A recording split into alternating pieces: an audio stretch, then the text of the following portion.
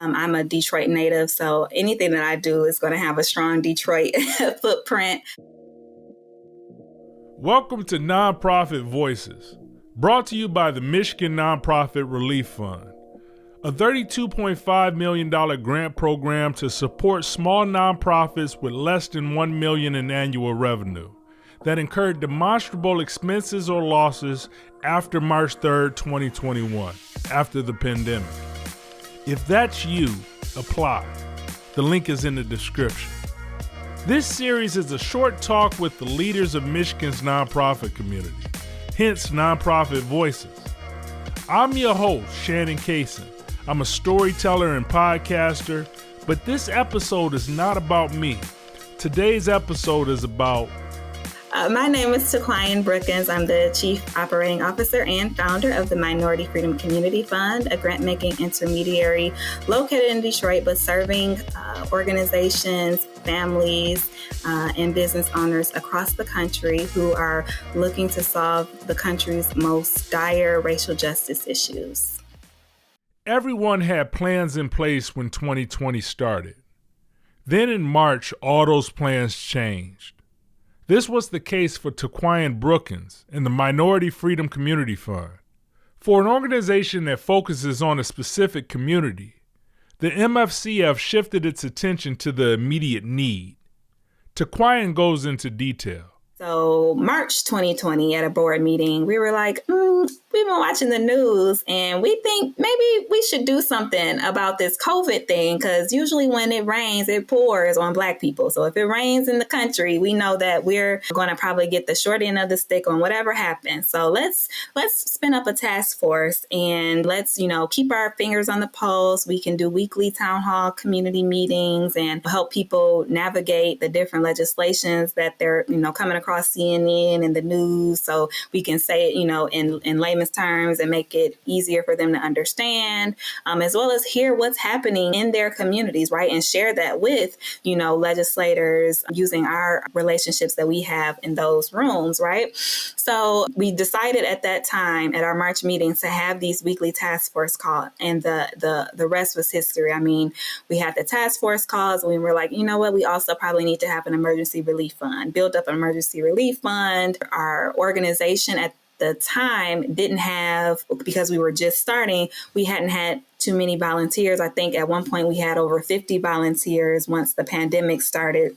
So nationally and some international as well. So for us, it was a time of huge shift because in December, we had created all these programs and guidelines and we were going to do this and we knew what we were about to be focusing on. And then the pandemic hit and we said, well, let's hold on that. Let's look at what's happening in the community and how we can leverage, our resources and our platform to make sure that we're being responsive to, our people. And so it was the best decision we could have made as an organization and one of the highlights, I think, of our time. The Nonprofit Relief Fund offers grants to nonprofit organizations that experience loss and expenses due to the pandemic.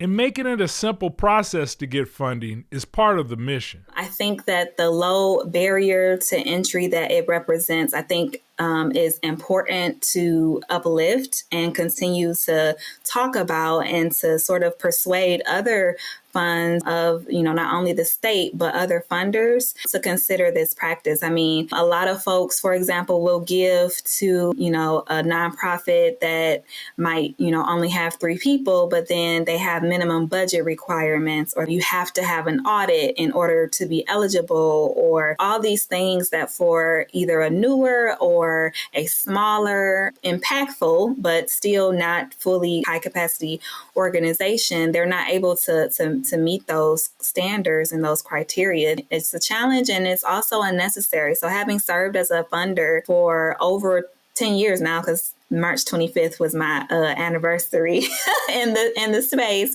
So over 10 years now, and being involved in application design, conversations, and practice around developing applications nationally and locally. It's on a funder end, we're thinking about what we need and not often centering the grantee or the applicant in the practice. And so I personally, and this is not MFCF talking, but I'm personally on a mission to just cancel all application processes. And if you see someone doing the work, you give them the money to support it, right?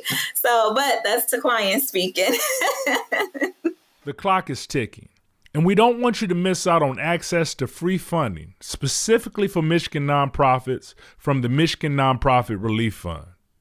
Grants ranging from $5,000 to $25,000 are available right now for Michigan nonprofits with annual revenue less than $1 million.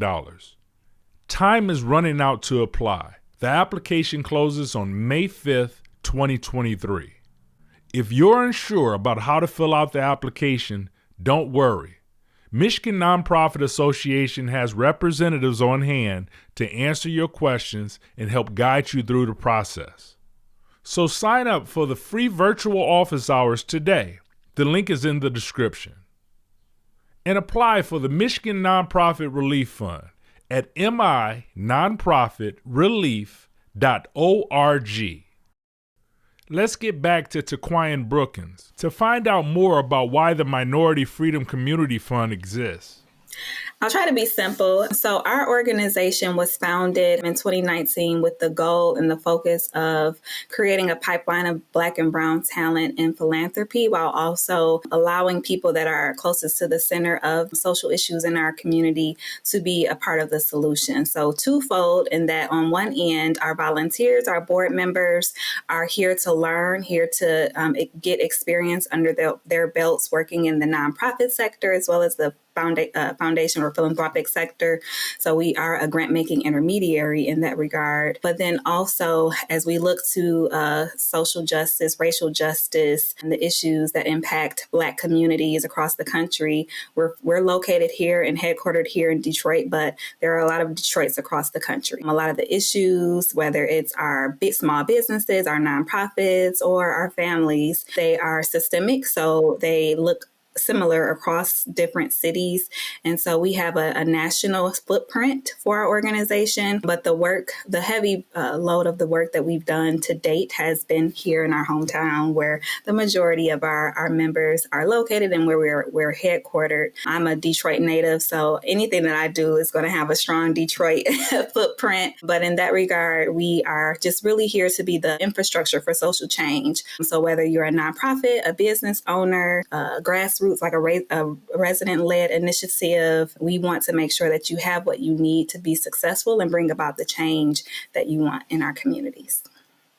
TeQuion wasn't searching for a profession in philanthropy, but as she began her career in funding, she soared high and continues to raise her level of commitment. Besides my background as being an entrepreneur and raised by entrepreneurs, that's always been in my blood. I actually started my career in philanthropy.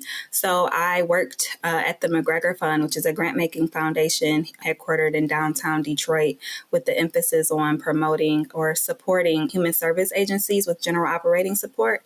And so I got introduced to philanthropy kind of on a fluke. I was just applying for jobs, trying to be able to pay my rent and eat, right? And so I came across this job. I wasn't necessarily qualified for it. And so sometimes when you have that imposter syndrome and you feel like you aren't qualified, you just go in, above and beyond what you're asked. And I did just that. And so I quickly got into the organization and began to learn about not only my role, but everyone else's role there, joining a bunch of different affinity groups for the sector, learning, networking. And what I was learning through those networks and affinity groups is me being young and Black and a woman. And I was at the time working in like the finance, if you will, department of foundation world. There were no others.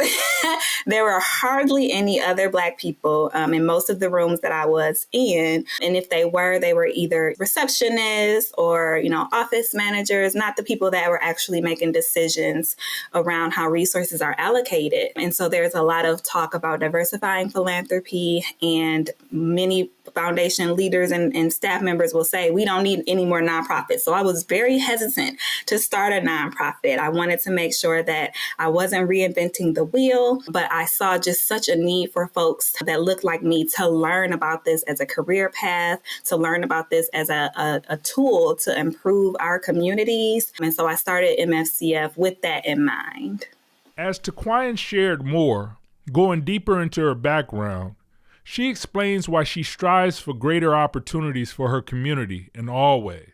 So I'm the only child. Both of my parents were extremely hardworking, middle class folks. So we didn't start off middle class, but they worked their way up to middle class. And so their focus with me in my child rearing days was you go to work, you go to school. You take care of business by going to work and going to school. That is your only focus. There wasn't these deep, profound conversations about the conditions of racial injustices or any of that. And so when I got to college, I said, I had traditionally attended Catholic, my majority white schools, went to college at a predominantly white institution. But when I got there, I said, I know that there's more to this story. And so I actually ended up minoring in Africana studies. And through my learning there, I just had the rose-colored glasses removed and really got a passion for using my talents and my experiences and the voice and the position and all the things that I had,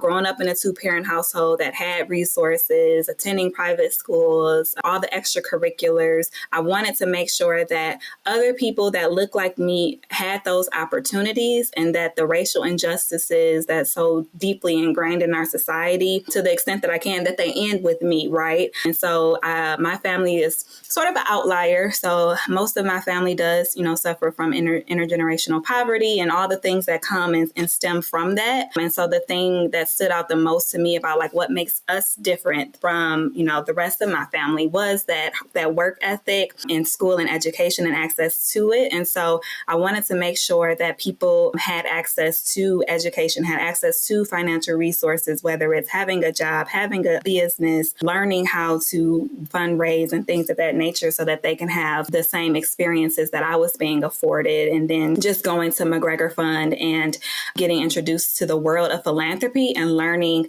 just how abundant resources are and how we're all scratching for sort of like coins at the bottom of the barrel when the barrel is so deep and so big. And so it really shifts your perspective around, resources, around your relationship with money and your money mindset when you fully begin to understand just how powerful it is to be able to generate your own.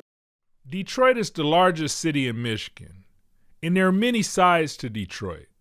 TeQuion gives more insight to her side, while also noting her respect for all facets of her hometown.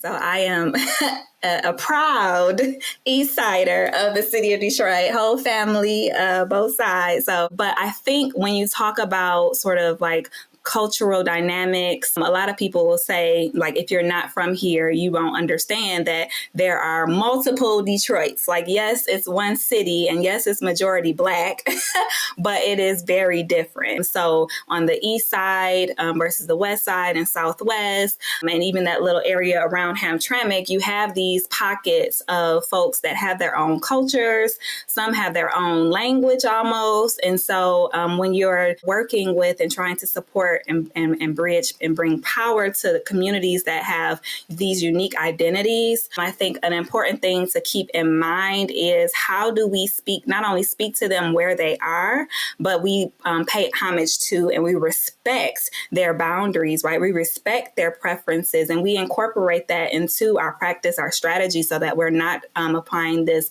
one size fits all approach to how we communicate, how we support. So I would say the biggest thing about serving Detroit or any community of color, treating people how they want to be treated, not even how you would want to be treated, because that could be different. We don't know. We all don't practice self-care, so I don't know how you treat yourself, but I would try to aim to treat people how they want to be treated, whether it's an individual or a collective. And so I think just being sensitive to that and having representation from those communities helps organizations and nonprofits do that.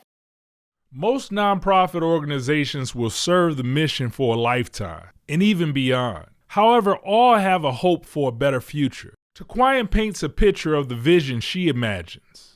When I think about what looks like a job well done or what looks like we no longer need to exist, because that's the goal, is to not need to have minority freedom community funds and all of these social programs that are designed to fill in the gaps. There shouldn't be any gaps or cracks in society. Everyone should be, receiving their fair share of power, of resources. And so ideally for MFCF, because we have a focus on minorities, African Americans specifically, I hope and envision a society where we don't have to convince people that our lives matter. We don't have to convince people that we are worth their time, their efforts. We are worth investing in, whether it's our businesses, our nonprofits, our neighborhoods. We don't have to convince people that we are worthy, right? We are looked at as the humans that we are, that our contributions, both in the past and in the present and the future, are accurately acknowledged, and that we no longer need to say, oh, let's have an elective to learn about African American history or their contributions, but that's embedded in the history that is taught as a standard, right? And so my vision is a society where we don't have to be sort of partitioned off as a side dish, that we're part of the main conversation, that we're considered at the forefront and not like, oh, let's have a separate DEI group to talk about how we're going to deal with those folks. No, when you're having the main meeting, when you're building the main budget, that's where you consider all of that, including us, right? So that is ultimately my vision and what we hope to do by focusing on strengthening the infrastructure of those businesses, programs, nonprofits, leaders that are trying to solve all the different problems that are out there pertaining to racial justice. To find out more about TeQuion Brookins and the Minority Freedom Community Fund, contact them at mifreedomcf.org. If you are a Michigan nonprofit organization, apply for the Michigan Nonprofit Relief Fund. This is a $32.5 million grant program to support small nonprofits with less than $1 million in annual revenue that incurred demonstrable expenses or losses after March 3, 2021, due to the pandemic. The Michigan Nonprofit Relief Fund is being administered by the Michigan Nonprofit Association, MNA, and the Michigan Department of Labor and Economic Opportunity, LEO. Nonprofits do not have to be a member of MNA to apply for or receive grant funding, and the application will close on Friday, May 5th, 2023 at 11:59 p.m. Eastern Standard Time. If you need help with the process, sign up for the free virtual office hours today. The link is in the description. And to access the application, go to minonprofitrelief.org and look for the banner that says Michigan Nonprofit Relief Fund. And make sure you subscribe for more Michigan Nonprofit Voices podcasts. I'm Shannon Kaysen. Talk to you soon.